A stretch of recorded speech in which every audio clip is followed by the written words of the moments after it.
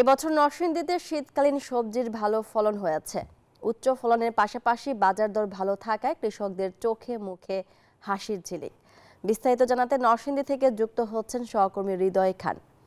আর হৃদয়, কৃষক পর্যায়ে সবজির দামের সাথে খুচরা বাজারের দামের পার্থক্য কেমন দেখছেন?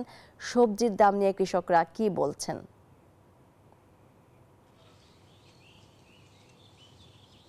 ধন্যবাদ মনি। আমি এই মুহূর্তে রয়েছি নরসিংদী সদর উপজেলার শিলমান্দি ইউনিয়নে। আপনাকে যদি একটু জানিয়ে রাখি, এখানে কিন্তু শীতকালীন সবজির ব্যাপক উৎপাদন হয়েছে। এখানে উৎপাদিত সবজির 50% বেশি রপ্তানি হয়ে থাকে ঢাকা সহ আশেপাশের জেলাগুলোতে। একটু আপনাকে দেখাতে চাই, মাঠ জুড়ে যেমনটি দেখেছি সকাল থেকে কিন্তু এখানকার কৃষকরা কিন্তু এই মাঠে কাজ করে ব্যস্ত সময় পার করছেন। আমি বর্তমানে যেই মাঠটিতে রয়েছে, এখানে কিন্তু কৃষক 15 শতক জমিতে মূলর চাষ করেছে এবং মূলার সাথে কিন্তু ফুলকপি এবং বাঁধাকপি সহ অন্যান্য সবজির আবাদ করেছেন।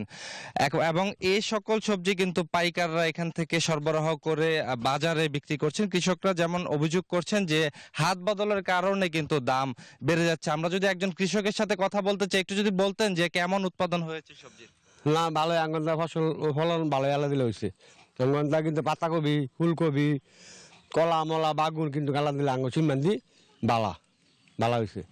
তো যেমনটি শুনছিলেন, এবং সেই সাথে এখানকার মাটি এবং পরিবেশ উপযোগী হওয়ায় কিন্তু সবজি উৎপাদনে খুব ভালো ফলন পাচ্ছে কৃষকরা।